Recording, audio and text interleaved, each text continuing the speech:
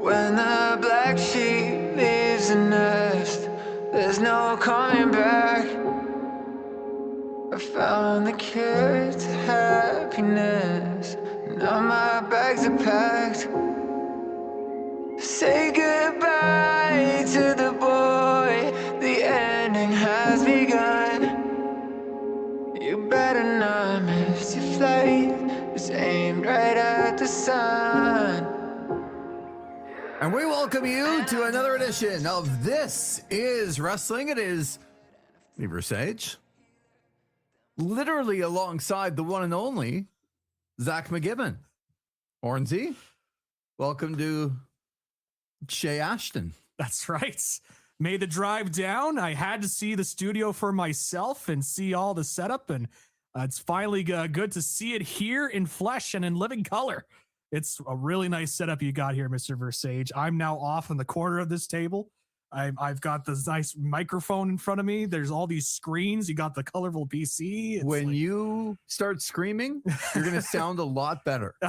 Yes. Here. Yeah. You don't have to listen in to when I'm zooming in and not realize that I had a mic setting change. And I still feel bad for you about that. You had to listen to this raving maniac in the worst audio quality possible. He's ranting about Triple H again. I think that was the first 2 years. Fair enough. But the opposite, of course, of me yelling in some really bad microphone. But that's okay. We're here now. Roles need to be reversed at some point. Yeah. So yeah, thanks for coming out. This is fantastic to be able to get to do this as we sort of kick off. I would call it our holiday edition here. Now we're sitting here on December the 22nd. All the days run together for everyone. Yeah, yes. But it is going to be a little bit difficult, I would say. I don't know how people feel about this. We can discuss this live on the air because I think this is a good discussion when people are listening to this. World's End coming up on Saturday with AEW. We have the fallout of John Cena. We haven't even talked about the Masked Man and the identity. Who could it possibly be? It really could have been anybody. It could have been. Yes. Yeah. I think all along we had a theory as to who it might be. I see what. Yeah. It was him, Austin. Theory. Our theory was of a dead man. Yes. So hoping it would be the Undertaker. No, that's music. I don't listen. We're way off course here. Yes. But okay, so it's Monday. The pay-per-view's on Saturday. You're going to get Dynamite on Wednesday, and you can correct me if I'm wrong. Collision on Thursday. I believe that's the case. Or is it Wednesday night after? Anyway.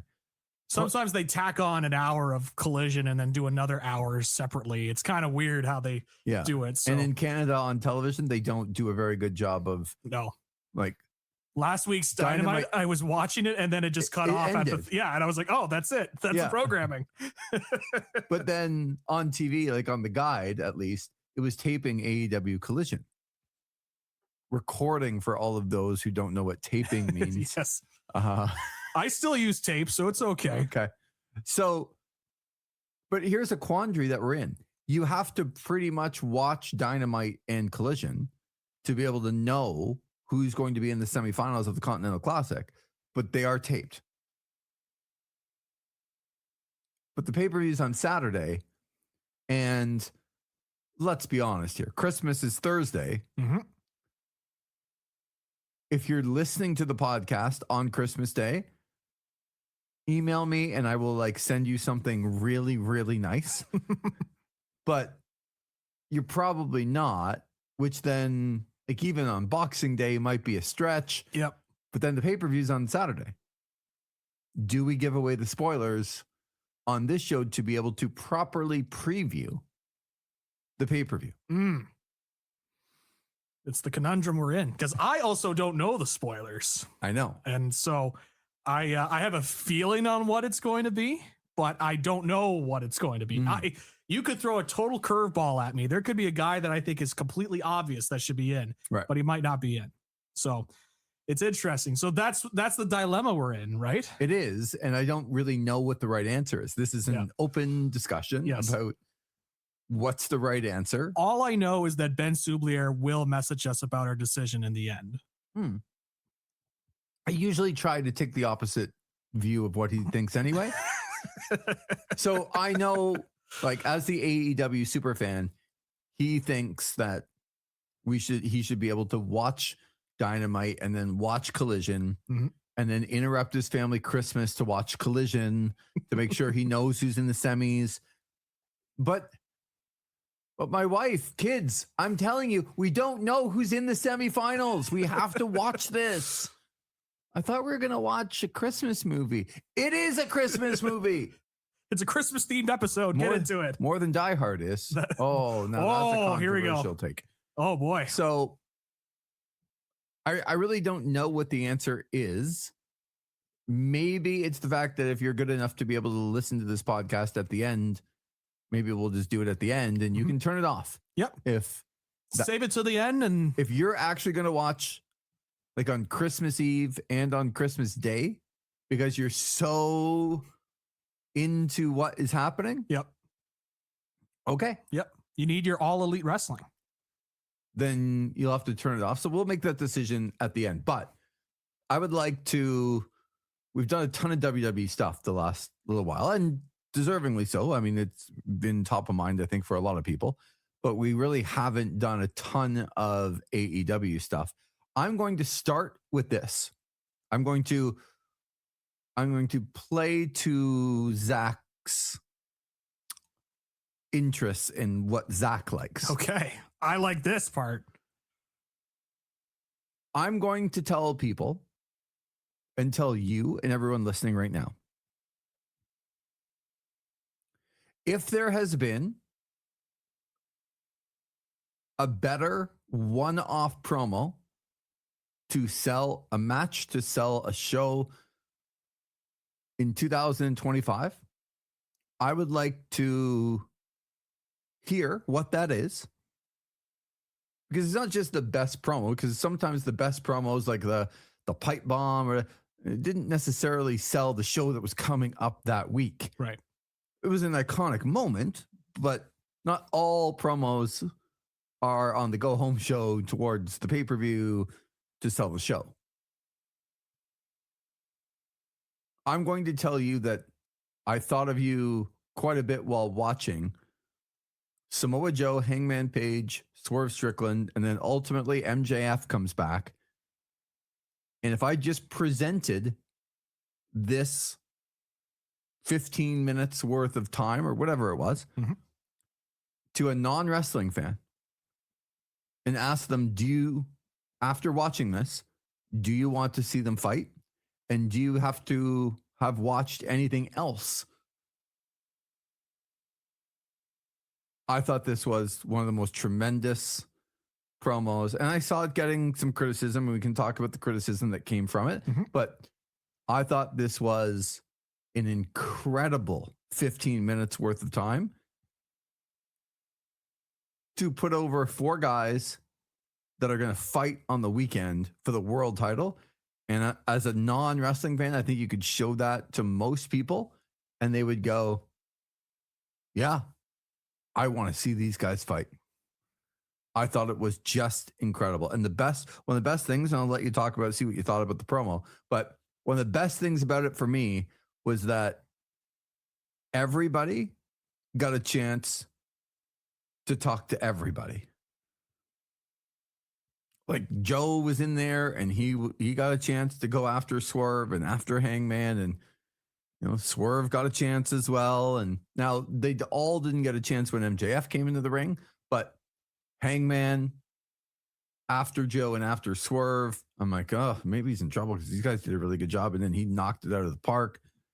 I'm like, oh, this is just incredible. And then MJF's music hits and I'm all right. And that was a huge moment, I think, for him. We all talk about his ability on the microphone, but those 3 did a really good job. Those 3 are all veterans compared to him. Those 3 are all top guys. And I know he is too, but we haven't seen him in a while. And he came back and just with his words put himself right at the top of the title picture. I thought this was just an incredible promo. I was so excited about it afterwards. I'm like, I just got to go back and watch it again. And I watched the whole thing again. Yeah. Twice. You loved it that much? I did. I loved it. What'd you think of it? I loved it. Yeah. Yeah. I thought it was a great promo. And I thought for me, it was funny because it's like, I saw people raving about, Samoa Joe, Hangman, and Swerve. I don't know if I was as enthralled about that. I thought it was all good, but I didn't get caught in this is like a tremendous all-time great stuff. But when MJF came in, just felt like there was this jolt of energy that came in as soon as he shows up and he starts, bad mouthing people and putting them like, it felt like, oh, all right, we've got a main event scene now. Like for a while, it was just kind of Hangman and Samoa Joe kind of carrying the load for the last little bit. Swerve obviously then able to come back, but now like MJF is back in. You could tell he's motivated. One, because the pay-per-view is in New Jersey, like in his area. So he's going to obviously be at his best in his local area. But two, this is one of the top stars of the company. I could make the argument a 1A, 1B with Hangman and MJF in terms of like the main focal points of the company that continue to be pushed. And so you have that guy coming back and he cuts that very impassioned promo. Obviously throwing in a couple of references in there, which I assume is where you're talking about some of the controversy, I guess. But it actually isn't. But, okay. Because that's where I saw some of the controversy. I don't think that's, we can talk about it. Mm-hmm. I don't think that's as controversial. Me neither. Personally. So MJF, for folks who missed it, did reference Swerve Strickland and his time in the WWE, mentioned WWE. He mentioned, twerking for top dollar. Right. Look, I mean, that is when it's part of people's history. People know. And I thought, okay, why are they doing that though? Well, they did it because he talked a lot about who Swerve was before, like on the indies. Mm-hmm. And he called him Shane and like called him by his real name. And they were kind of going through how they knew each other and how they got there and then what they were doing since. So I did think that it mattered to the story that MJF was telling at that time, mm-hmm. which is why I didn't have a big problem with it. Yeah. And there are those that will say, well, the WWE would never do that. Well, okay, but the WWE wouldn't do that because they think by mentioning AEW or anybody else, it's putting them on the map. Yeah, legitimizing them in their eyes. Well, they are legitimate and they are on the map. Yep. So by you not doing that specifically, I think it actually works the opposite way, where it's like, we're all smart wrestling fans, and you think if you mention it that people are just going to leave your show and go and watch the other show? Yeah. Well, no, they might go and check out the other show, but they're not going to leave your show. No. There's this idea that a lot of these fans are just going to spontaneously combust by the mere mention of WWE. And it's just like what you mentioned, it's part of these guys' stories.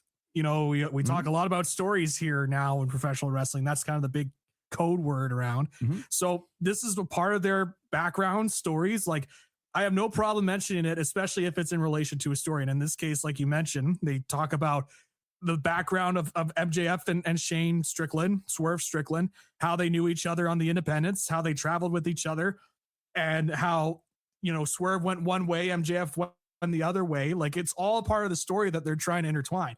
And AEW is not the lone company that's done this before. Like, peak New Japan, like when there was talks of maybe Kenny Omega heading to WWE or Tetsuya Naito, they threw that into their storylines there in Japan too. And guess what? They sold 25,000, 30,000 tickets to the Tokyo Dome to get people invested. Like, oh, is this his final match? Is he going to come in? Because there is clear investment there. So you do what you have to do to try and get people engaged and invested in what's going on.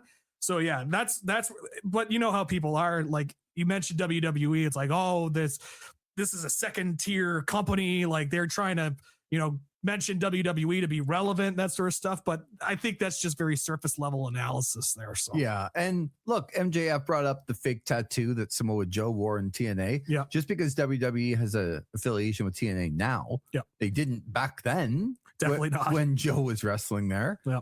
And he brought that up. Nobody cared about that remark. Yeah. Which, anyway, I didn't think it was controversial. If it matters to the story by bringing it up, I think you're actually insulting people by not bringing it up, which I think the WWE does sometimes, at least for somebody like me. Yeah. When they specifically go out of their way to not mention like where Cody came from or like their champion for the last 2 years was part of the group that started AEW. Mm-hmm. Whether you like it or not, that's where he came from. Mm-hmm.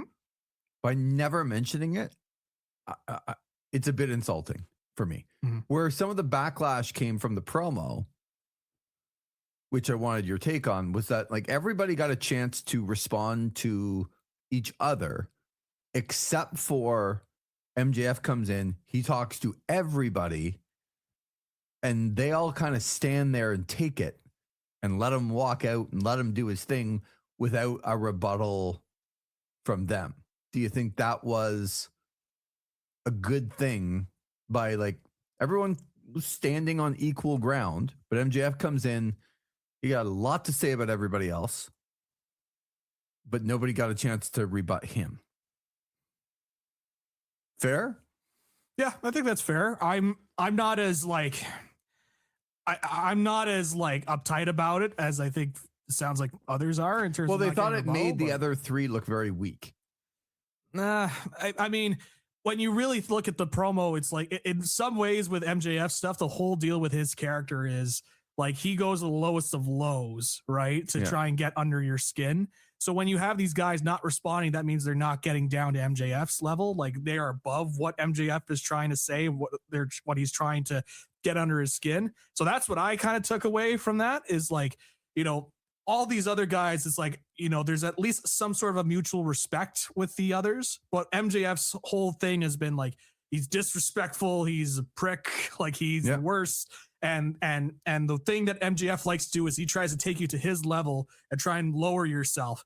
And so that's how I kind of took away from it is where you have guys like Swerve and Heyman not getting into MJF's level because they know if they get to MJF's level, then MJF has got him where he wants them because he's taken them to. So that's why you see him cut all those promos where he's like, you know, talking about P. Diddy and talking about, you know, the WWE stuff, trying to throw anything he can. That's been the MJF story the last couple of years. I mean, one of my favorite feud of this decade is the CM Punk MJF feud.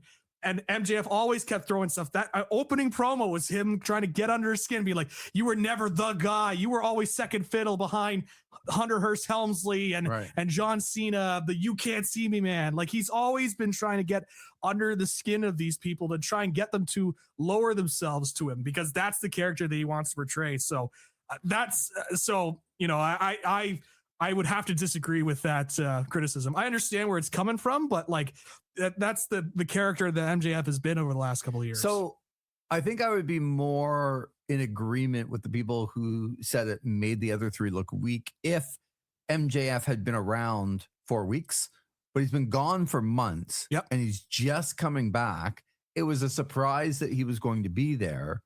So him coming in and getting the last word on everybody was okay with me because nobody expected him to be there. Yep. And he's inserting himself in this. So did you like, or what did you think of him, MJF, explaining away why he signed the contract with 3 other people and not just a one-on-one? Is that an okay explanation? I think it was well enough. I think it could have been better. I would have loved a little bit more. At least they addressed it because right away when he comes in, I'm like, what? Like that is not what I would have done in that scenario. So in a weird way, so I was watching the original show. We were out and I was watching it on mute before I got home and actually like heard the audio. And right away, me and the others that were there, like, is he signing it to like maybe face the winner Mm. of those three And face him later tonight or something like that. So Yeah. MJF is going to face the winner of whoever wins. Oh no, it's just a 4-way. And it was weird, especially watching it on mute, not hearing the audio Right. of what the explanation was as to why he was doing it. And for those who missed it, first go back and watch it. It's incredible. But the explanation is that that's what they would expect MJF to do, is do a one-on-one, and it will actually irritate and get under the skin of everybody more when he beats all of them fair and square in one shot. Mm-hmm. Okay, like it's not the greatest. I mean, there is a way to explain it where he's like, I'm going to let everybody else fight, and then I'm just going to, pick the bones like a vulture. I can buy into that a little bit. Again, it's not the strongest. It's clearly like we want to have another star on our show at the show in New Jersey / New York or whatever. So we need to have MJF on the show. So it was not the strongest. At least they did try to attempt it. Sometimes with other promotions where it's just like, all right, we're doing this and we're moving forward and you're going to like it. And this is part of the plan. At least they're trying to attempt to. Yeah, we're telling you how it is. Instead of and not to be that guy and correct you, but the show's in Chicago. Oh, it's in Chicago. Well, never mind then. Yeah. I'm thinking when you of said last it at year's first, World I'm like, but I think Full Gear was actually in New Jersey, Newark, right? Because it was Statlander's home. Yes. So I had the pay-per-views confused. You're there. You're almost there. I forgot that they had to, because they have to have at least one show in Chicago this year. So they always have to, like, you can't. And All Out was already taken by Toronto, so might as well save it for World's End. So I apologize.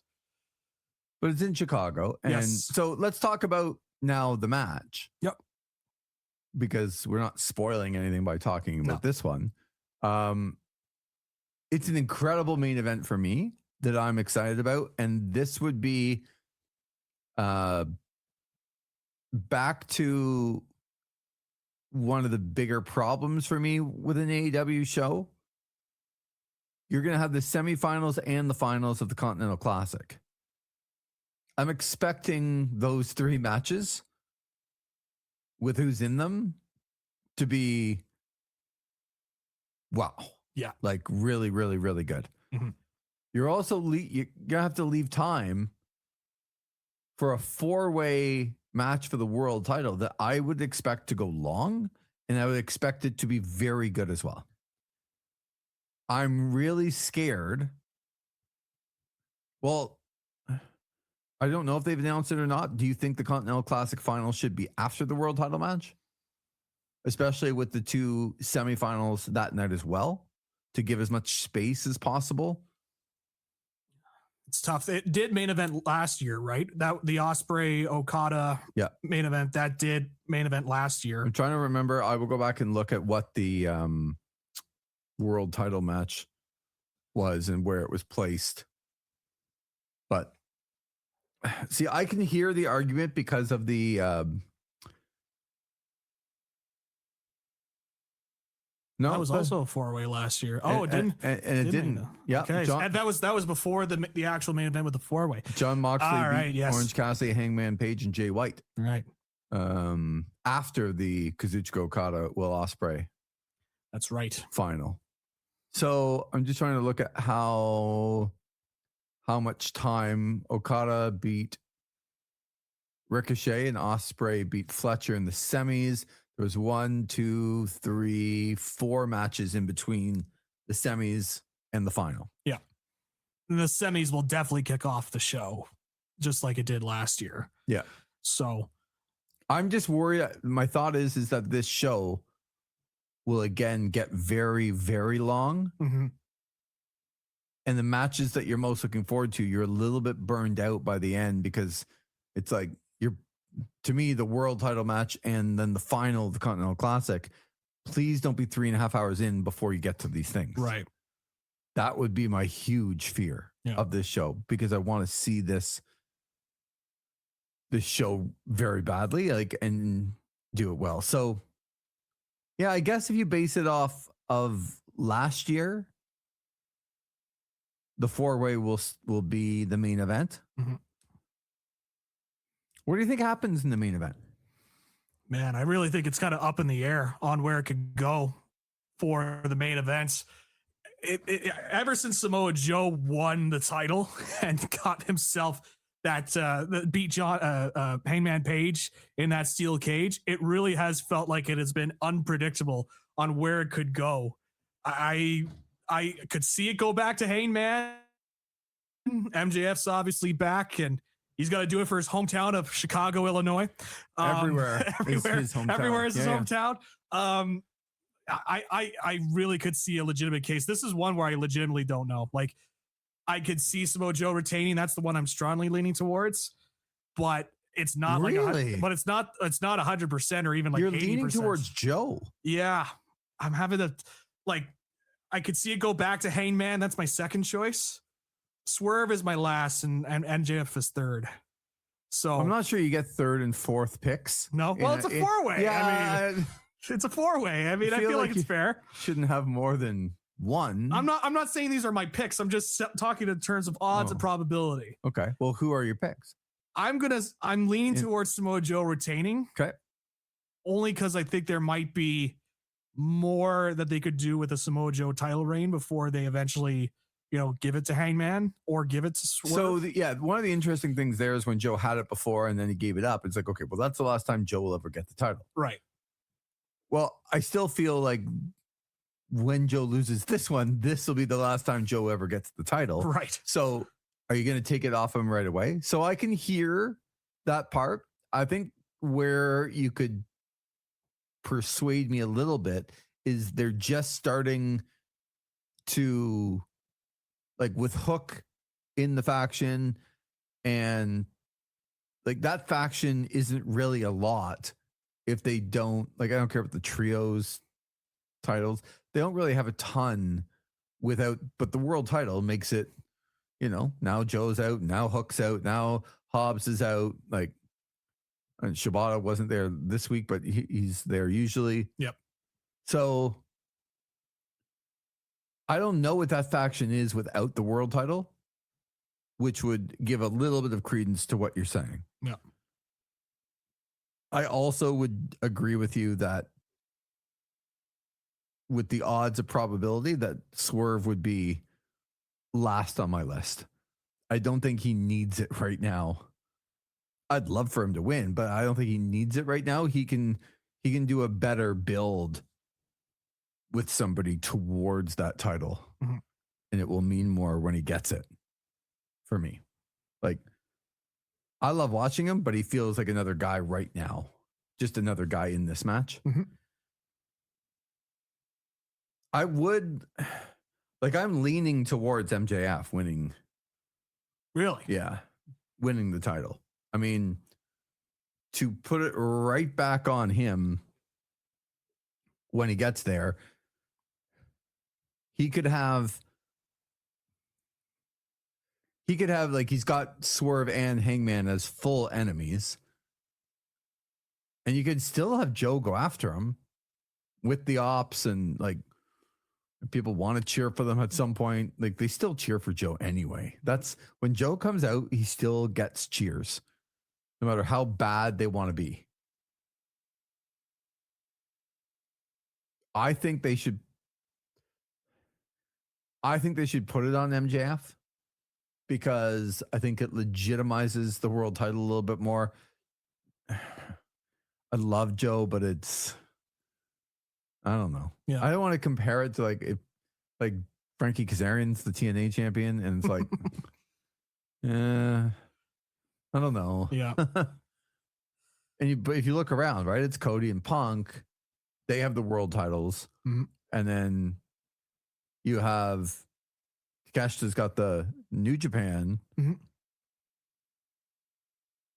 got Frankie Kazarian, Samoa Joe, guys that were really good in TNA like 20 years ago, almost 20 years ago. But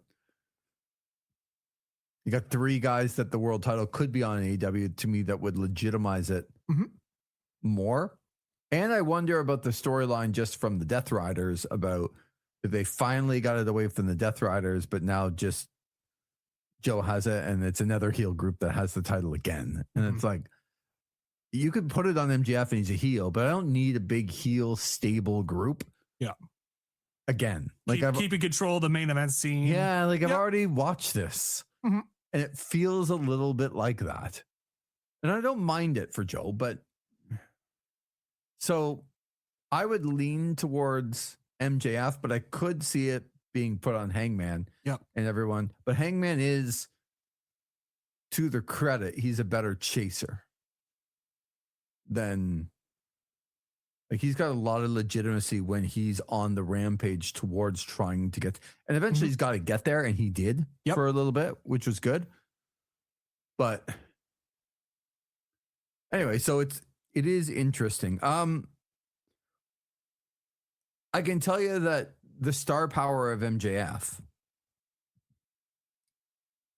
I don't know that I loved him winning the Diamond Battle Royal every year. Yeah. That diamond ring there, yeah. Like he just won the Battle Royal and won the ring back and kept the ring for 3 years in a row?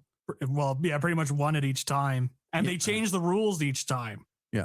It was just like, but they would win a Battle Royal, and then they get the diamond ring. Then it'd be the last two in the Battle Royal. Then get the diamond ring. And then it's like, we're back to the Battle Royal. So now this year it's, the two win the final two, then face off for the diamond ring. So would have liked a little bit more consistency on that. That would have been nice. Well, what I would have liked is when that promo happened,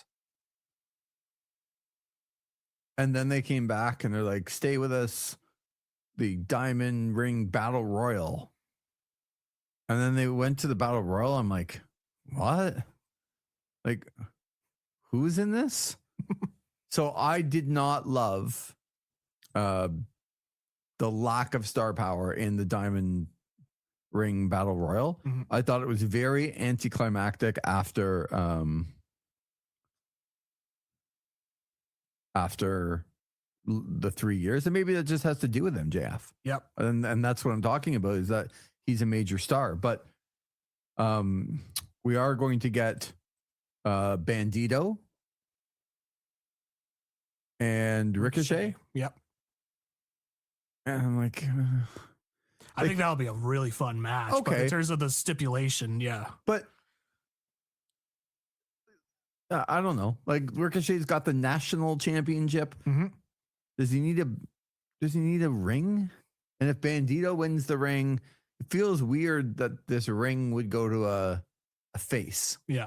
This is a very heel gimmick that they're going after. Right. So it leads me to believe that Ricochet is going to win, but you just put this national championship on Ricochet, and now I don't like their plan with all this. I didn't like the Battle Royal. Yeah, Battle Royal wasn't good. It was a bad Battle Royal, and I didn't like the lack of star power in it.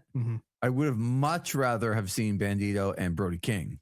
That would have been interesting. As the last two, which I thought we were going to. Yep. And then when we didn't, I'm like, I just knew Ricochet was hanging around. He was doing all the Shawn Michaels, I call it, with like grabbing on to the, like back in the 90s, Shawn would always be eliminated, but he's grabbing on and he's got 1 foot down, and like somehow he managed to get back in. Yeah. Ricochet was doing a lot of that. And I'm like, ugh. So did not like that part of it. And I don't love either of the plans to put that ring on Ricochet or to put it on Bandito. But it should be a good match. Yeah. That's a match I could have seen like for the national championship. Yep. And be like, all right, that's a good undercard match. Right. Yeah. Exactly. But now it's with this diamond ring thing that really doesn't matter to It's either really of shiny them. though, Lee. You got to think about how much it shines under the light. Look at that diamond, the way it just reflects off the TV cameras. Mercedes Moné loses the British Rev Pro title back to Alex Windsor. And the downfall of Mercedes continues here. That's right. A little bit. I like it. Yeah? I like it. It's a slow burn, and you could just start to see the puzzle pieces are are coming together, but also in this case, they're also falling apart. In the case of all these championships are starting to fall on the wayside for one Mercedes Moné. Where do you think it leads then? Definitely, I think that TBS championship is going to be the final one to fall of all those championships. I highly doubt, and shout out to Winnipeg Pro Wrestling, but I don't think the Winnipeg Pro Wrestling Women's title is going to be the last one. Wouldn't it be incredible that she's only got one left? What is it? It's the Winnipeg Pro Wrestling Women's Championship. Well, she'd draw a big house if that was the last one. Yes. But you're right. The last one, but she's got a lot of them to lose. Yep. Before she gets to losing this TBS. Mm-hmm. Now, here's the question that I have, because they put the Rev Pro one on TV as opposed to like at a Rev Pro event. Are all these title losses going to happen on AEW television, or is she going to go out there and like lose to, some sort of indie person for the belt back? Well, I think she should, because it would draw a big house back in Winnipeg when she defends the title and who she's going to defend it against. So I'm guessing they did the Rev Pro thing because number one, they were in England. Yep. And number two, that Alex Windsor is a member of the AEW roster, as opposed to all these other champions that are not members of the AEW roster. It'd be great to put those belts on television, though. Mm-hmm. And have one-offs where somebody would come in from Winnipeg and beat Mercedes Moné on national television. That would be something. It would be like, remember a couple of years ago when the modern day Hulk Hogan, Chris Jericho lost to Action Andretti on TV. Yep. And like you could do something similar like that, where you have somebody, as you mentioned, representing one of those wrestling promotions coming in, and you kind of build it up as like a squash match or something like that. They're already in the ring, and then you kind of catch Mercedes Moné in a bad spot. You get the shock pinfall, and you can create like a TV moment if you'd like, in something like that. So that would be cool. And then you get that person gets their recognition on TV, and you could bring that back over to the local scene if you'd like. So that's something that they could do as well. That would be something unique and different. I would love it. Yeah. Look, we are getting towards Christmas. Now I've got the card up. I don't know if you saw the card. I saw a brief glimpse of the card, but well, on what I brought up on the screen that you're now sitting beside me, so I can't hide it from you. It did have the spoilers, the semis. Okay. Do we want to go there? Do we start warning people? Do we start, putting our hands up and say, look, spoilers are coming. Don't yell at us, Well, there's got to be one of these like I also get the sound effects in full effect right here in the studio too. So there could be like, hey, wait a minute, we're going to give the spoilers. Just kidding. Joke's on you. Yeah. It's a swerve. We'll be our own Vince Russo, and we'll just swerve everybody, and we never give the spoilers out. All right, maybe we'll go back at the end of the show and talk about that. Okay. I think I've decided. I mean, we've decided. I mean, yeah. I've decided. I mean, yeah, we decided that we are going to give the spoilers. Yep. But we'll do it at the very end. Like we'll talk some WWE and some other things, so you can listen to the entire program. And if you really don't want to hear them, then we'll just do it at the end. We're thinking about you, the listener, in this. Trying to, but also trying to do our jobs, knowing that look, it's Monday. The pay-per-view's on Saturday. It is Christmas. Yep. With Christmas Eve, Christmas Day, Boxing Day. It gets a little hectic for people that don't have all the time in the world to sit down and watch Dynamite and Collision, and then listen to the preview show, which will only have like a day or less than that to be able to like get it out properly. So I just think it makes sense. But again, we're not telling you right this second, so you can continue to listen. Was there anything else in AEW that there's something else that I wanted to remark. Mm-hmm. I don't know if you saw MVP's interview with that radio station in Chicago. That was kind of an interesting interview. Okay, I didn't. I'd like to hear about it. So he did it in the town that the pay-per-view's in. Yep, he was doing local like media in Chicago. In Chicago. Oh, yes, okay, that's right. Right. Okay, that's right. Chi-town, the Windy City. Chi-town, not New York. No. As I await my thousands of emails. Or Newark. Or correcting me. Yeah, Newark or whatever. Yeah, Newark, New York. It's the same. Practically. If you just say it differently. True story. In Newark. When I went to the Cowboys Giants Sunday nighter a couple of years ago, there was a guy that was behind us is like, they call themselves the New York Giants, yet we're in New Jersey. They're all frauds. It was the Cowboys fan that was just yelling and hollering and screaming. It was great. It was filled with Cowboys fans in my section. It was awesome. Yeah. And that was when the Cowboys won 40-0.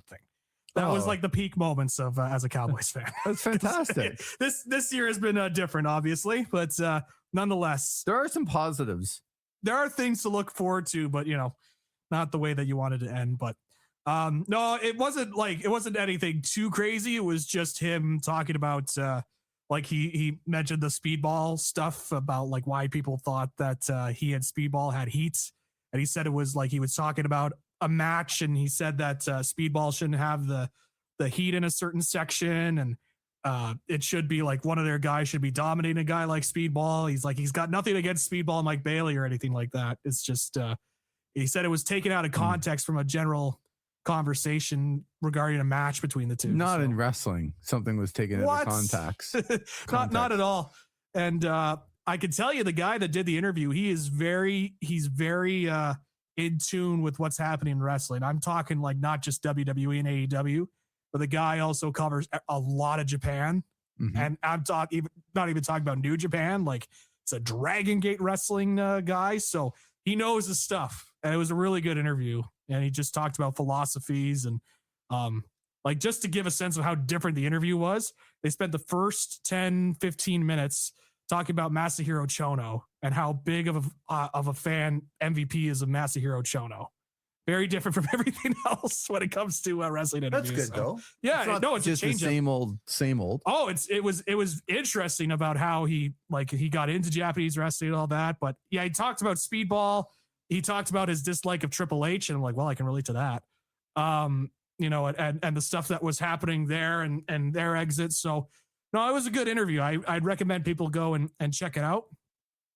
It was interesting. It's different from your standard other interviews. Was like, so what was it like in WWE in 2005 when you won the US championship and you were balling, your way through on SmackDown? It's like, I haven't had that question 1,000 times. Yeah. So you could tell even he got caught off guard that he was asked about Masahiro Chono as the first question on the interview. So okay, good. Yeah, I like that. Yeah. So there's that.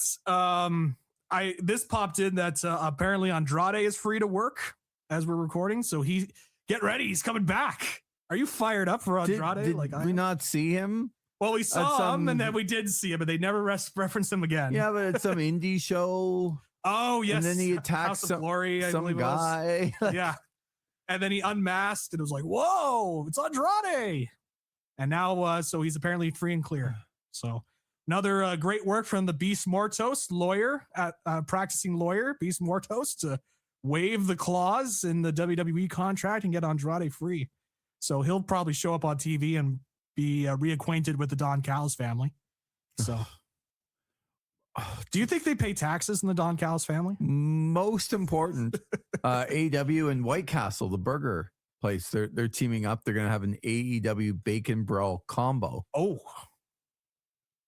at White Castle locations in the U.S. So for all of our U.S. listeners, yes, we do have some American listeners that I know. However, I thought it was interesting that they are going to give. I didn't read it here. They're going to give like a white mask out as like another thing that you can get if you buy this. Oh, like one of those add-ons to your meal? Yeah. And I'm like, okay, yeah. Give me my white mask. Yes. It's a White Castle. It's a White Castle luchador mask. Okay. Just put it on. Yeah. I'm like, product placement on my mask, and give me my bacon cheeseburger sliders, please. And my white mask. Well, if I'm going to get bacon cheeseburger sliders from anywhere, White Castle might be. I've never had White Castle in my time. It's probably not as good as the hype. Yeah. But I don't really know what is as good as the hype. Because I remember people hyping up Whataburger to me, and I was like, oh, I'll try Whataburger, and it was fine. Like when Five Guys first came out. Yeah, I like Five Guys. Yeah, like it's fine. Expensive. It's expensive, but it's fine. It's not all right. It's not you have to go there. You have to have this. Drop everything, get to the restaurant today. And by the way, I'll be there like smacking the cashier's tables, like, give me my white mask. I need my white mask. Oh, I'm not going if I don't get my white brother. Give me my white mask. My right White now. Castle luchador mask. Yes, I'm not. This came with the combo. Please give it to me. Right.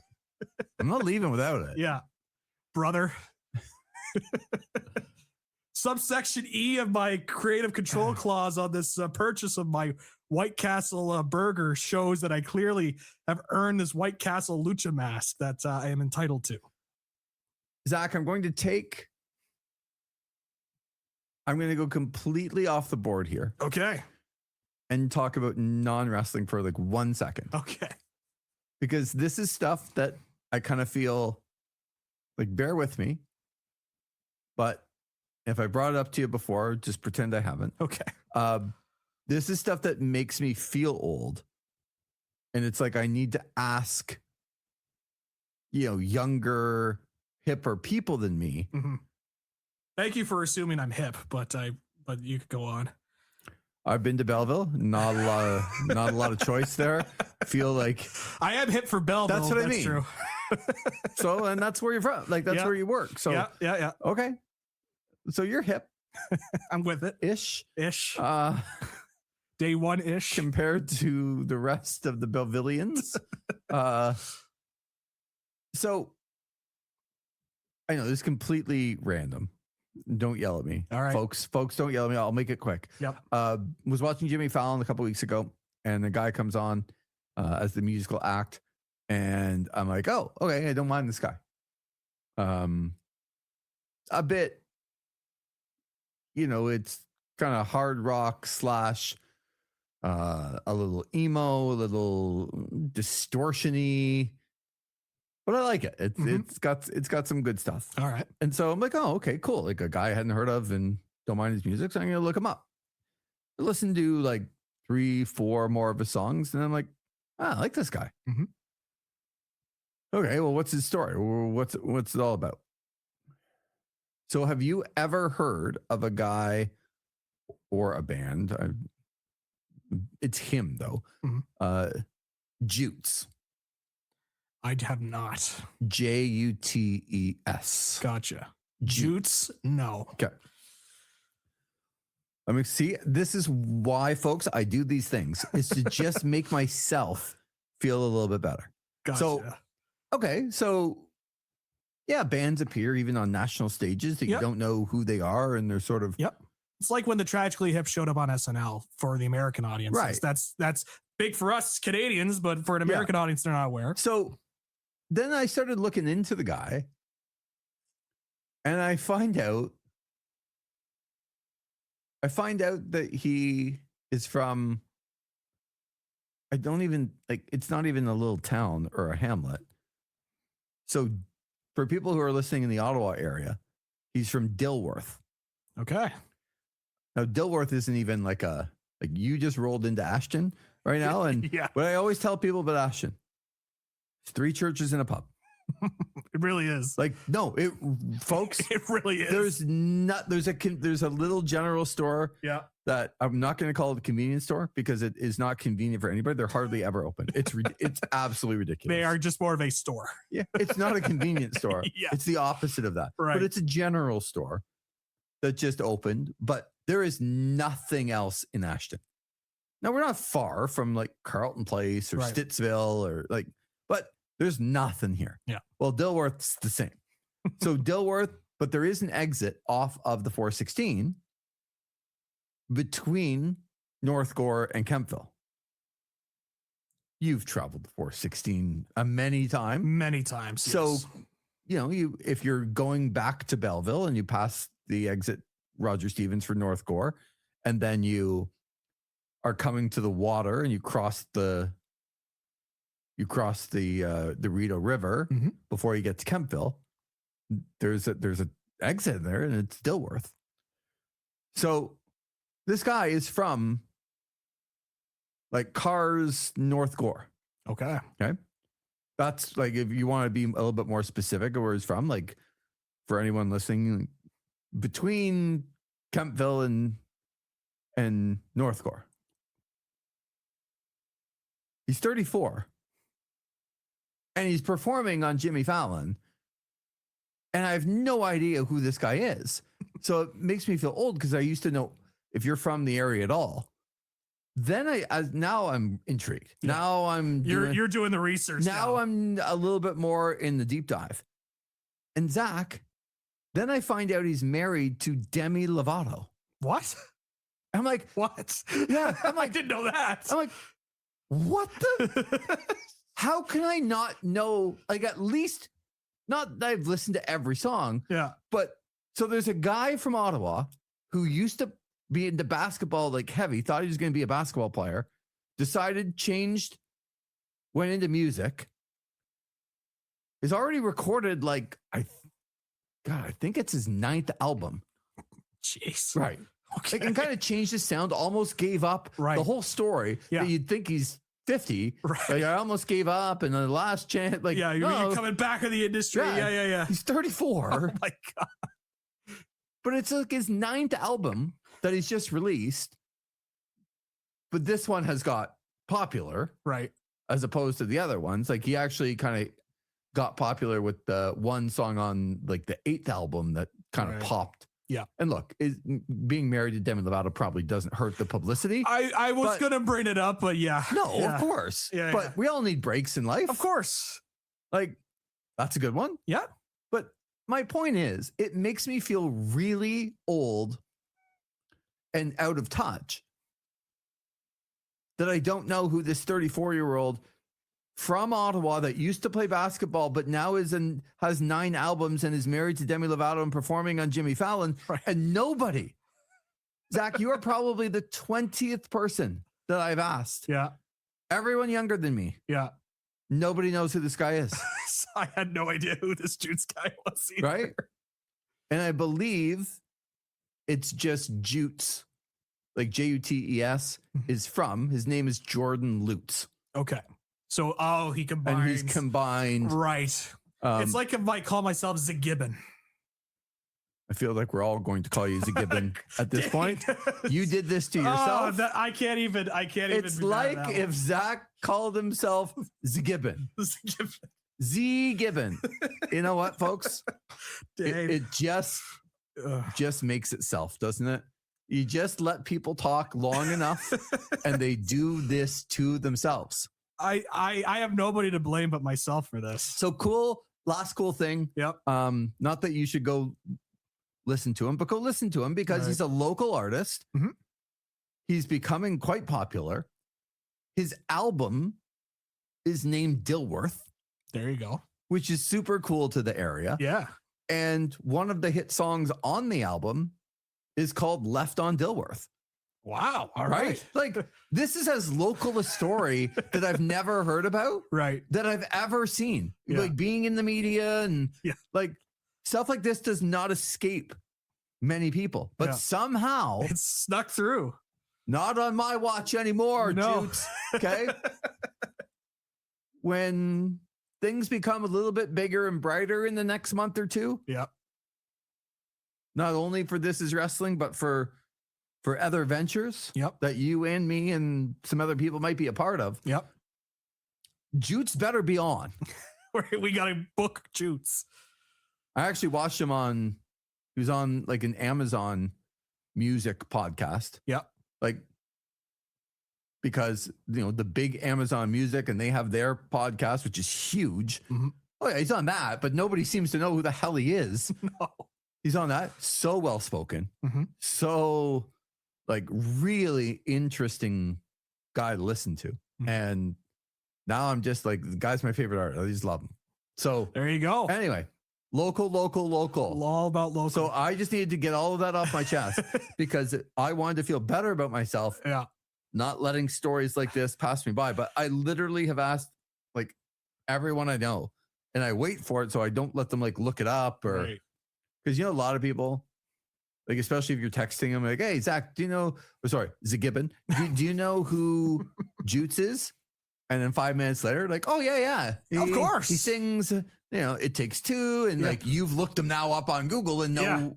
My favorite song is Left on Dilworth. Yes, but you can't do that when you're in front of somebody. So I wait to see that I'm in front of somebody where they can't do that, and then I ask them, and nobody knows. Anyway, Jutes, It Takes Two, the big hit. Left on Dilworth. The album's called Dilworth. I love everything about it. Like I listen to it every day for the last like couple weeks. That might be the new intro music for this episode. Yeah. Left on Dilworth. Or It Takes Two. Yeah. Including Zach as like a whole piece. Like it takes 1.5 and a half. Oh, jeez. It Takes Two and Gibbon. Like there's a lot of things that we could. This is like 2.5 Men, the TV show there. Yeah, see, there you go. There you go. Yeah, Okay. I was wondering if this was going to be like the biggest moment that Ottawa had on late night show, other than Norm Macdonald saying Jacques de Gatineau on the show. So, I know a man named Jacques de Gatineau. I literally like almost fell off my chair when I found that the guy grew up on 3. So I listened to the interview on Amazon. He grew up on 300 acres. Like wow.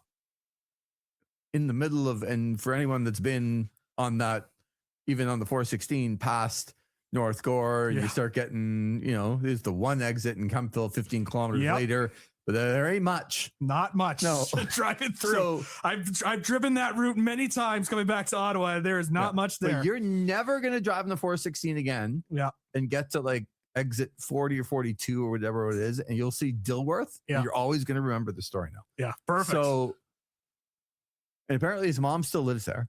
Oh. Like, of course. We need to make some phone calls. Yeah, but he lives in LA now. Come on. He's married to Demi Lovato. Yeah.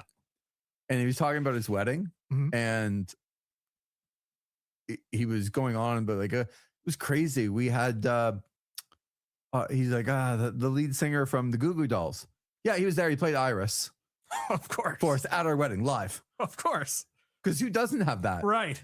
We have that on standby here. This is wrestling. And a lot of people think, and if you're listening to this, you might not think so, but a lot of people think that Iris is one of like the greatest songs ever written. Right.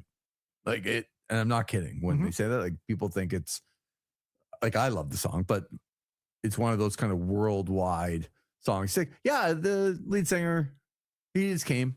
He was at the wedding, played it live. Yeah, because that's what we all have. Yeah. At our weddings. Anyway, so pretty wild. Jordan Lutz or Jutes, Jutes. Gibbon. Gibbon. Another name to the list of nicknames for myself. Totally unintentional too. So a little WWE talk. Yep. A lot of John Cena still kind of as the I thought he would kind of go away, but he hasn't kind of gone away yet. Yeah. Now, how can I miss you if you don't go away? He was on Cody Rhodes' podcast right afterwards, and it was good. Listen to the whole thing. It wasn't, they got down some roads, kind of like my Jutes conversation that you're like, okay, so need you to get back on track. We'll try. We didn't get to talk about the Masked Man. Austin Theory. What? Yeah. You see, when he did the slow reveal and it was the bald head, I was like, oh my gosh, it's Daniel Garcia. And then he looked his face up. It's like, oh, nope, it's Austin Theory. My bad. He made the jump from the Death Riders to the Vision. What a jump. What a sighting. Oh, no, it's Austin Theory. Oh, well. So I think it's not the reveal that pisses me off. It's the ending of a pay-per-view with 10 of your biggest stars in, and we've talked about this, 10 of your biggest stars in War Games. Yeah. And Austin Theory's the guy that comes back to ruin it all. Yep. A run-in the cage match. Yes. Yeah, and look, they're not the only company that's got run-ins and cage matches. Oh, I know, Like, but it's an epidemic and it needs to stop. It does need to stop. Like Hook caused the world title to change in AEW. Hook. Yeah. And I like Hook. Yeah. But you want to talk about booking crutch right now? Like, yeah, it's not great. Yeah. But where do you think Austin Theory can go? Like, I'm guessing he didn't like the reveal that it was Austin Theory. You just kind of did it, eh? You just like, you know what? Now's the time. Yeah. I'm going to come up these stairs and I'm just going to do it. Yeah. Now. Why not? I'm feeling myself a little bit, right? And it was the day after Cena. Yeah. And like, this is when you thought, like this was the big plan. This was the big send off. Yeah. This was the big, this is my moment. The day after John Cena's gone. Right. Austin Theory ends the show. That's right. Okay, so what'd you think about, first of all, Gunther coming out on Raw and the segment that he had? Didn't really talk a lot. Came in and out, back in the ring 3 times. Yeah. Kind of stand there and then got kicked out because everyone's mad that he's gloating. Yeah. Like, the guy just retired, one of the greatest of all time. Yes. And you're mad that he's gloating? Yeah. Okay. It was a little ridiculous. Oh, all right. Look, hey, man, I'm mad that he won. How dare he win a professional wrestling match in this business?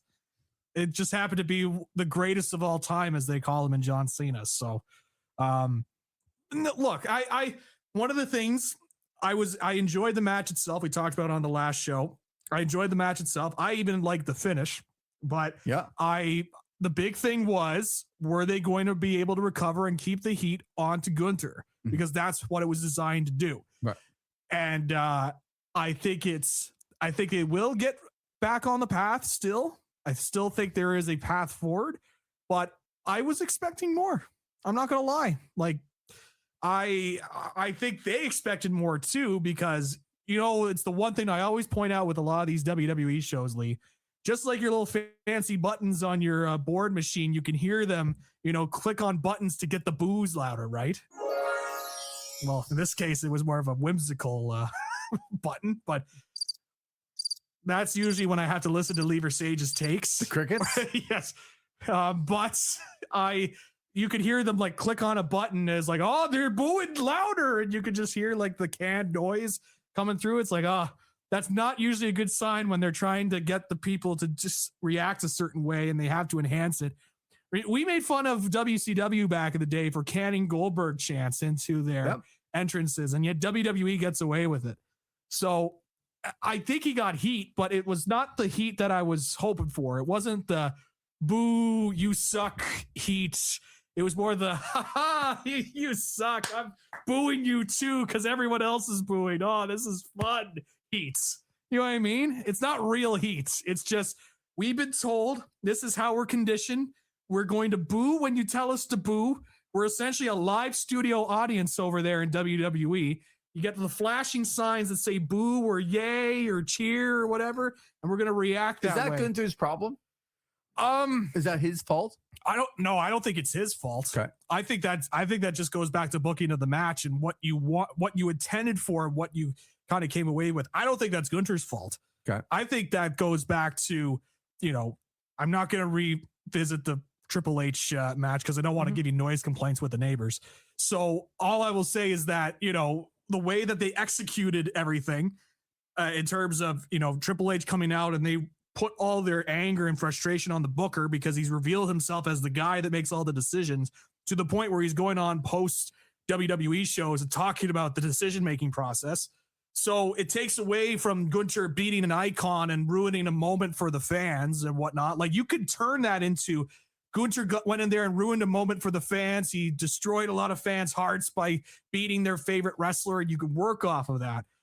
I don't think that's Gunther's fault. I think that's just a byproduct of how they executed everything from that Saturday night's main event match and angle. I still think they'll get themselves back on track. He'll still get boos and whatnot. I'm not saying it's a failure, but this could have been so much more, is what in my mind.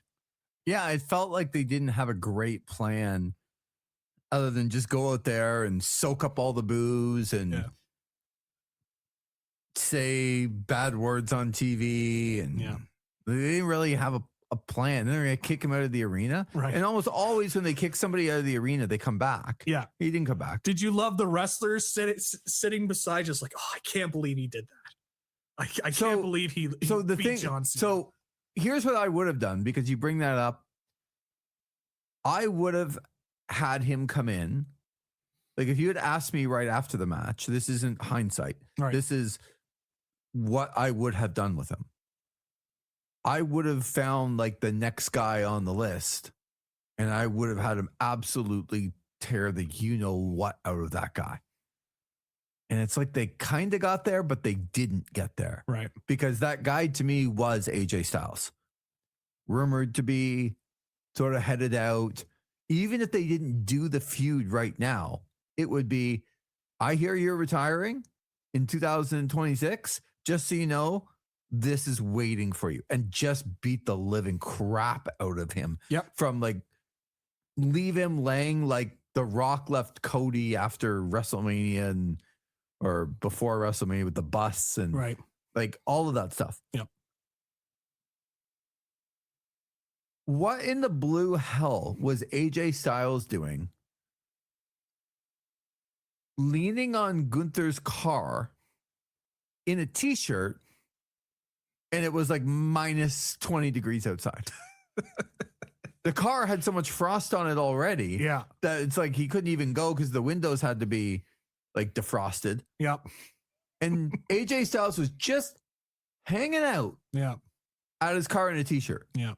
Well, maybe he thought the heat that Gunther got would like rub off on him and he would be warm outside. I would have had AJ Styles as like the first guy in like walking through. Yep. And maybe even like bumped into him, or AJ Styles was on his way out for a match or a segment or something. And then Gunther be like, oh, I hear, 2026 might be your year, and just beat the crap out of him. Yep. And leave him laying. To me, that would have been much better than AJ looking as cool as it possibly could be, leaning against Gunther's car. Yep. It's minus 20 outside, and he's in a cutoff t-shirt. And you're like, what are you doing? So to your point, did I like Tozawa as the first guy that he saw? No. Kind of remind me with the Death Riders is like the first people they saw trying to get in the building. It's like, there's, all the jobbers out there protecting the honor of AEW, and Daniel Garcia's out there too. It's like, okay. Yeah. All right. So yeah, no, it's like, I'm glad Akira Tozawa is there to stand up to the bully that is Gunther. So, okay. What did you think of the, like from all accounts and watching it live, like, I don't think they're even faking or pretending, like a full botch with, I always want to call her Mariah May, but, yes. Blake Monroe. Blake Monroe. Yes. And Thea Hale. Yeah. Like,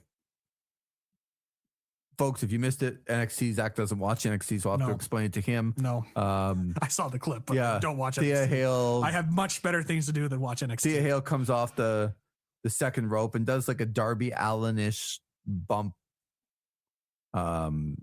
Just kind of laying her back into like a dive, but a backwards dive, and lands on Blake Monroe, and then hooks a leg, and the referee counts 3, and it's quite clear that nobody is expecting the 3. Like, Thea Hale's not, Blake Monroe's not, the people in the back who played Blake Monroe's music before they played Thea Hale's music. Yep. Like, this is not, we're trying to fake you out. This is, oh my God, what just happened? Yep. So I'll quickly just tell you, like, from the one point of view, I think it was the right thing to do for the referee to count 3 if her shoulders were down. Mm-hmm. And her shoulders were down. Yep, I agree. And so a whole bunch of people always want to blame the ref, but I think it looks way, way worse. I know this was a sort of a big botch and like a lot of people complaining about it, but I would much rather this way than when you see it quite often when somebody's lost their wind or gets knocked out for a second and the referee gets to 2 and that 3's coming down and everyone thinks supposed to lift the shoulder and the shoulder's not going up, and the referee just stops counting. Yeah. It looks so stupid. Yep. He does the hesitation as he's going down, as he's waiting for the shoulder to pop up. And it doesn't pop up. And Yeah. then somehow like he'll check underneath and you're like, yeah, the shoulder's still down. I'm Yeah. checking underneath, but it's kind of, maybe it's not like, anyway. Yeah. They have to go kick out. So put the head down. I wish the WWE would just come out and like right away and be in the public going, referee did the right thing. Referee did their job. Referee's decision.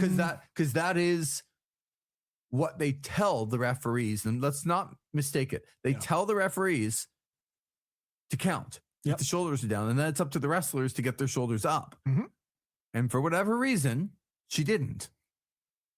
What did you think of this whole event? Well, it's an indictment of how WWE operates things, that when one thing that doesn't go perfectly to plan, when it comes to a botch happens, they all panic. Like, it goes back to when we were reviewing Unreal on Netflix, as like how everything is meticulously like scripted down to the point where you're like, well, where's like the whole thing of pro wrestling is how natural everything can be, and making you believe that what you just saw, yes, it's predetermined, but hey, I think that wasn't supposed to happen, or oh, that seemed a little bit more real. Like, you get invested in that. Yeah. It's an indictment of that system, that when one thing like that happens, where a botch happens, where everything just, I'm talking like the wrestlers didn't know how to react, the production crew didn't know how to act, the commentators, it felt like they were silent for like 10 minutes, like waiting to say something. Whoa. Yeah. Booker, I think. Well, at least he was talking. Yeah. Booker just, whoa. Well, it's Booker T, right? I know. But by the way, like I He's really, so bad. I really enjoyed Booker T as a wrestler. Yep. He's I- a bad commentator. I need him off television. Let me tell you something. God. And then not tell you Yeah, anything. not tell me anything. I need him off TV. Oh, here we go. Anyway, he's a terrible color commentator. Yeah. You gotta love it. But yeah, I think you're right. Like, and then you hear all these reports coming out that like somehow they were blaming the talent that left early, and now like, Well, yeah, because they had the tape for the holidays and whatnot. It's like the new policies. Now we got to make sure everybody stays and whatnot. It's like, how about you look inwards? right Like, now, but they won't. Should the talent be staying? Yes. I always think if you're in the developmental, Especially. right? Like, this isn't like if you got a top contract and your match is done and like, okay. But first of all, you are going into the holidays. You are taping more things, and things can change. Mhm. If you're in developmental and you're young, that should be a lesson. Mhm. It isn't what I think the company should be publicly messaging, but I would privately be telling them that. But you're right. They were just ill prepared for this to happen. Yeah. Everybody. Yeah. The only one that seemed to be like going with the flow was the referee, Right. because he made the call. He's like, all right, this is a final call. And Well, it took him like a second yeah, to everyone like to realize, but you're right. Then he made a decision. Like, Yep. hey, Thea Hale won. Yep. That's it. Let's move forward. Yeah. And Thea Hale had to keep looking at it. It's like, did I win? Did I win? And yeah, it's like, again, it's an indictment of that system where one thing goes wrong and everything else goes wrong. Like, you can adapt to botches and whatnot. Yeah. But it felt like it was one of those, again, because everything is so like pre-produced and overproduced in that company, so overproduced that like when one thing goes wrong, the whole thing goes wrong. So Mhm. I did laugh at what, because Brian Alvarez has been saying, like, you know, they need to push some of these younger people. It's like, they finally got an early 20s wrestler to win a title, and it was from a botch. They finally. Well, how did old that. Blake Monroe?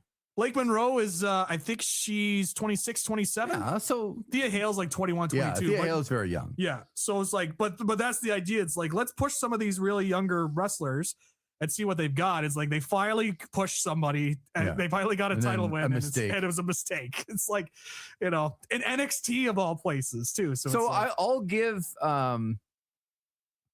give Thea Hale a bit of a pass Mhm. because she's not expecting to win. She's in there with a veteran. She's in there as like not just the rookie in the match. Yeah.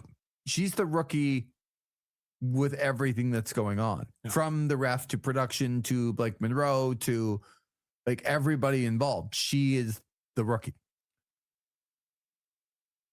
They ended up doing, you know, some interviews afterwards, and they had her, and she was like bawling in the locker room. And look, it might be fake, and it might be, hey, we need you to, but she did a good job. Yeah. She looked, because it was genuine that she did not expect to win. Mm-hmm.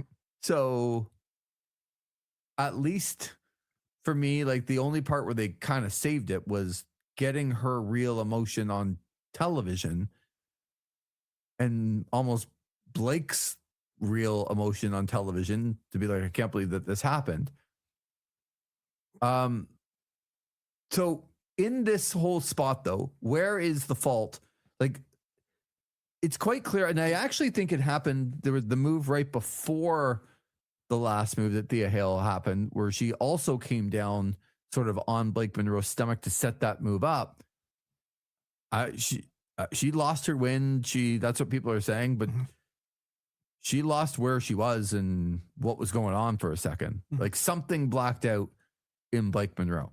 So should she have lifted her shoulder? Yes. Does she have to be aware?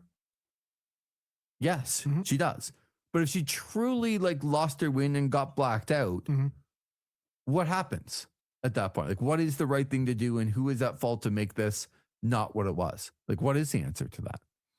I think it's one of those deals where you have those freak occurrences where stuff happens and whatnot. So I think in this case, it was just sort of a freak occurrence of, you know, if it's true where she got the wind knocked out of her, or, you know, a little bit concussed on the move or whatever. Because she did raise her shoulder after the 3 count. Yeah.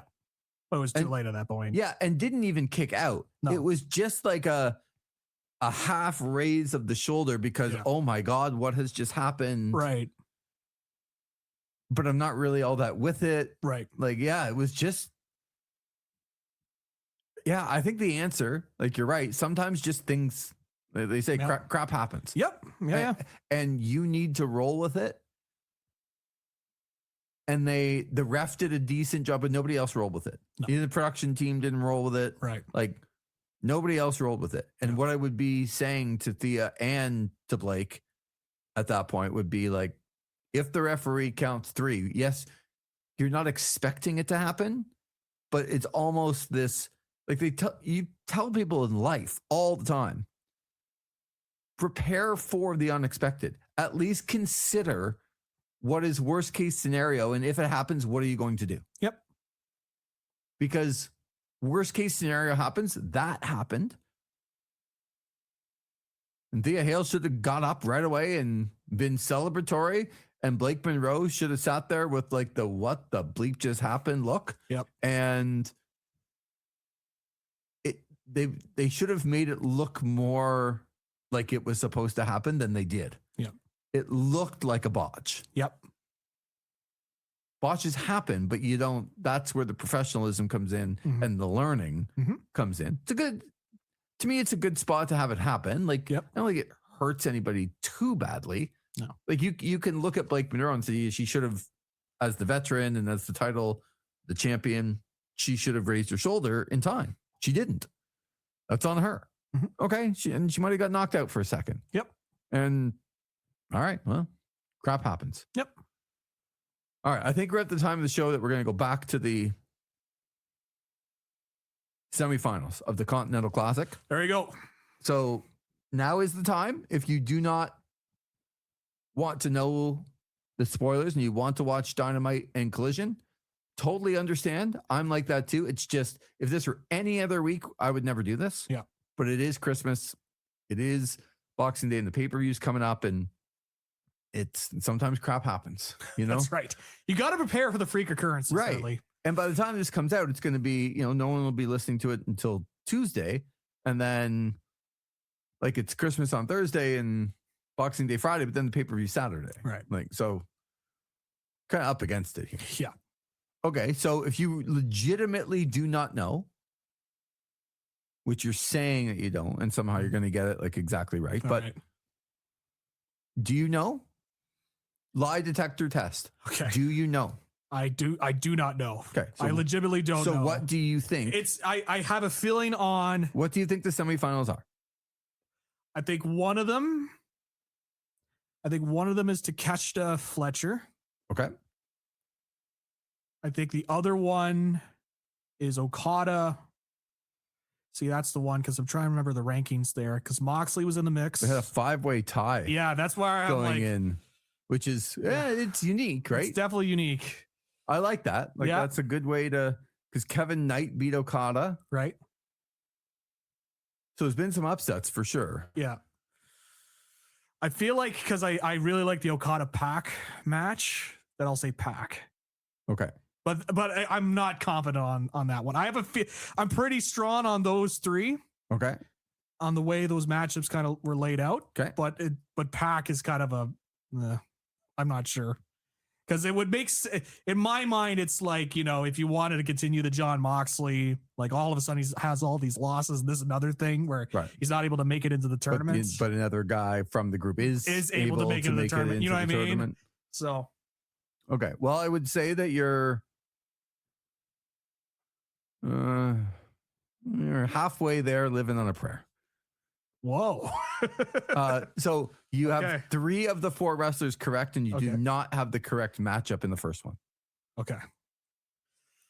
So I can tell you that one semifinal is what a lot of people, except for somebody that called that this would be a semifinal match. Oh. And it is Kazuchika Okada and Konosuke Takeshita in the semifinals. Okay. Let's go. I like that. I like that quite a bit, actually. Yeah. Okay. Well, that's good that you like it. Oh, now I'm seeing the other one there too. I just saw you did. So the other one is Kyle Fletcher and John Moxley. All right. Have made it into the semifinals. I don't want to tell you that this was the exact semifinal that I picked, and that I told you that these guys would meet in the semi. Yep. Because this was going to be the tournament. This was my prediction a couple of weeks ago. You can go back and listen to it. Nope. This would be the tournament where everyone else decided it was going to be the greatest tournament wrestler of all time, or it was going to be the new greatest wrestler of all time in Konosuke Takeshita. But folks, Kyle Fletcher lost the TNT championship to Mark Briscoe. He was just on Chris Van Vliet as well. If you don't think they're rocketing Kyle Fletcher up, like he's not in the 4-way, and he doesn't have a belt, and is he one of their main stars? Yes. Absolutely. So what are you doing with him? Well, at least to me, he ain't losing to John Moxley in the semifinals. No. So now that you know, we have John Moxley and Kyle Fletcher. We have Konosuke Takeshita and Kazuchika Okada. Great matches. I'm just like this show now has like those 2 matches plus the final. Yeah. It's got the old, we need to put the name of the town into a street fight, so we'll do it with the tag team championships and have the bang bang gang and FTR in a Chicago street fight. Yeah. You have the Babes of Wrath against Mercedes Moné and Athena for the women's tag team championship. You got Chris Statlander and Jamie Hayter for the AEW women's world championship. And then you have you have Darby Allin and Gabe Kidd. If like we're assuming Darby's going to be ready to go by then. Yep. Sounds like he will be. And then you got the 4-way Joe and Swerve and Hangman and MJF. All right. So there's your semis. What do you think the final is and who wins? Well, now that I know the semis and I'm looking at it, Fletcher's definitely winning over Moxley. I would agree. That seems pretty locked on to me. I'd be shocked if Moxley gets to the final. But it's possible. And if Moxley gets to the final, like to me, of all of the wrestlers that could win, he's 4th. But if he wins the semi, he could win the tournament. Yeah. Like, to me, he could absolutely win this tournament if he wins that. So I guess what I'm saying is I don't see Moxley getting to the final and losing. Right. I don't think he's getting. Yeah. If he were to get to the final, he's not losing. I don't think he's getting to the final, personally. But if he gets to the final, look out. Like, to me, all bets are off at that point. Yeah. Having said that, still picking Fletcher to get in. Man, a Takeshita Fletcher main event sounds awesome. Okada too. I mean, Okada, yes, but we did already technically see the Okada Fletcher match. Yeah. At the like a Takeshita Fletcher match, two of their young promising stars in the final, going 1-on-1. Oh, that just is enticing to me, and I'm sure Don Callis is just cackling with laughter looking at this potential. Yeah, he's got 3 of his 4 guys in it. He's like, the odds are Strahd for Don Callis and the group of the Don Callis family. So I'm going to say, man, the Takeshita Okada one could go either way. So to me, it actually makes it more intriguing that Okada has lost twice and has lost to both Kevin Knight and Mike Bailey. Yep. Right? Like, oh, well, Fletcher lost to Bailey. And Fletcher lost to Bailey and Okada lost to Kevin Knight. Yeah, but Okada lost also to if we only had had our bracket open up, and we only had a way to look this up. Yeah. Yeah, I'll bring it up here in a sec. Okada lost. They all lost twice. Because Pac beat Fletcher. Yep, I remember that one. So there's a lot of good ways that they could go about this. But having them all lost a couple of times, to me, it's exactly what this tournament is sort of there for, is to make sure that guys that didn't move on to the semis got some big wins. And that absolutely happened. Yeah. Yeah, Fletcher was the one that beat Okada, and Kevin Knight beat Okada. Right. So Fletcher and Okada.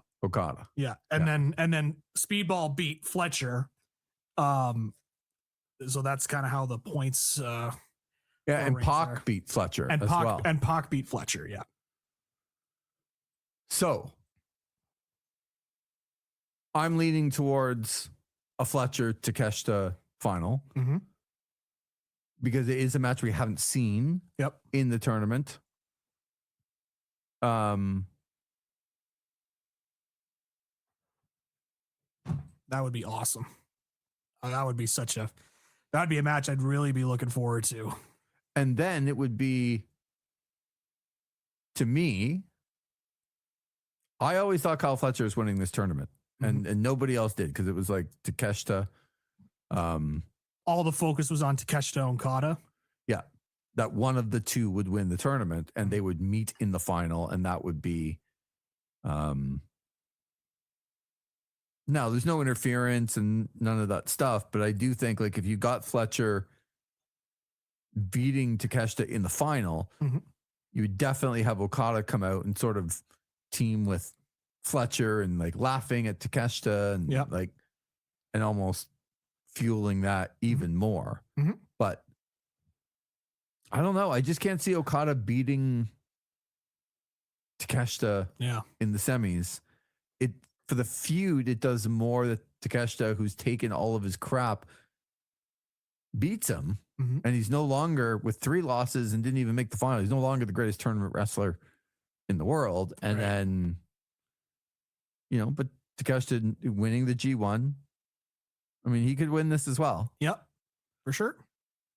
Man, there's such good pathways they could go, because you could also make the argument of Okada getting to the final and Fletcher being Okada and like beating the great tournament wrestler in the final to win, and beat him twice in that tournament too. Like, you could tell the story of that with Fletcher And then that just continues the ripples within the Don Callis family. Yeah. There's a lot they could go to. Like, I would not be disappointed with a Fletcher Okada rematch. Let me just say that. No, it's tough because even Moxley, like I said, if Moxley somehow found a way, I still think it would be a really good match, no matter who he fought in the final. I'm guessing it would be. You'd probably have a better match with Takeshita, who could do a little bit more, I think, with Moxley than Okada could. But yeah, like it sets up. Like everyone thinks Moxley's kind of down and out, and he loses the belt, and he's like lost a lot of big matches. Lost a lot of big matches, and he's kind of on the outs with his group a little bit because they don't believe in him. Yeah. Now he wins the Continental Classic. Yeah. It says, see, look, I Like can be that guy. And plus with the idea of the tournament itself being that, no outside interference. It's just a straight wrestling match. And John Moxley can win in that moment and come up big. It doesn't need the help of the Death Riders. So you could tell that story too, if you wanted to, and extend out this John Moxley leaving the Death Riders storyline. Because there's been elements of like a little bit of babyface John Moxley, if you notice in the last little bit. Not strong, but like noticeable enough where you're like, all right, there's getting the wheels in motion to have people start kind of get prepared for when he eventually leaves the Death Riders. Yeah. So I could hear that. I could hear that story too. Man, this is, people say Tony Khan can't book. I mean, they've got 4 different paths that I could totally see them go down with all these wrestlers. And they could totally make it work with all 4 of them if they wanted to. And say what you want, like for me, about the rest of the card. I don't really care about the Bang Bang Gang in the world title picture. Like again, I don't know how they got there. The Bang Bang Gang, they're Juice Robinson. They, yeah, yeah. And they talk a lot and guns up and blah blah blah, but they don't really win a whole bunch of matches. But that's fine. Right. I mean, the Babes of Wrath, I think, against Monet and Athena. I don't know why Monet's not defending and losing like another championship on this card. Right. I think she probably should be. I don't mind Statlander and Jamie Hayter. Like, yeah, that's going to be a good match. It'd be a good match. I wouldn't expect Hayter to win. No, but it'll be a good match. But just having the show and going, so we're going to give you, like, you can call it top heavy. I think it is very top heavy. Because as good as Darby is, he's been hurt all the time, and the people don't have a huge frame of reference for Gabe Kidd. But you're going to get Takeshita Okada, you're going to get Fletcher Moxley, and you're going to probably get Fletcher Takeshita or Fletcher Okada, and you get a 4-way with Samoa Joe and Hangman and MJF and Swerve for the world title. Like, yes, please. Right? Like that's a great card. And it comes up on Saturday from Chicago. That's right. Yeah. Not Newark, New Jersey. No. Or Long Island, New York. No. Or New York, New York. Nope. None of the New York, Jersey states. Newark. New York. Right. There you go. The Giants play in Jersey. That's right. Yeah. Bunch of frauds is the guy yelling behind me at the Sunday Nighter. Well, to be fair, they are. No, to be fair to the people from New York, I don't know exactly where you're going to put a football stadium in Manhattan. Yeah, just plop it down. Not a lot of room if you've ever been to New York City. It's pretty tight there. Not a lot of room to just slap down a 80,000, 90,000 seat stadium. Yeah. And then the problem is if you wanted to put it anywhere else, if people from New York City wanted to go, you make fun of it that it's in New Jersey. Yeah. But if you want to put it upstate, good luck anyone from New York City going. Yes. So kind of in a tough spot. Take them 3-4 hours just to think about getting out of Manhattan and going to the stadium. So I don't know what else you're supposed to do. Just rezone it. Just call New Jersey, New York at that point. Yeah. I'm sure that will go over very well with the residents. Just rezone the state. And just call the New Jersey Devils the New York Devils. And just no, don't do that. Look, I'm just going off of your logic, and I know you're a big Devils fan, so I just wanted to throw that out there. Jack Hughes is back. That's right. And did you see that Tate McRae was I did at the game? And He had all the stars. Paul Skeens, the pitcher with Livy Dunn. Yeah, they're all there to see Jack. They're all there to see Jack Hughes, Mr. Charismatic in front of the camera. Yes, Jack Hughes, and Paul Skeens too. Like what, Mr. Charisma. I know you saw that Steve Regal passed away from the AWA, and they called him Mr. Electricity because he's quite the opposite of electric. Yeah, that's what I think we should call Jack Hughes, Mr. Electricity, or Mr. Electricity Paul Skeens. Like that guy. He plays for the Pirates. Like who really cares? Mr. Electricity. I like that for Jack. Yeah, better than any knife jokes. Like cutting knives. I don't like those. No. However, we got the pay-per-view coming up on the weekend. This has been fun. We're going to have some other episodes coming out throughout the holiday season. That's right. So look forward to that. Yeah. Nice of you to come to Shea Ashton. That's right. So I made the drive down here. It's very nice in here, as mentioned earlier. The studio is super nice. So it's all coming together, Lee. It's really looking nice. Things are coming together. Yeah. And they will be, and you'll hear about it. For Zach McGibbon, I'm Lee Versage. Thanks again for listening to This Is Wrestling.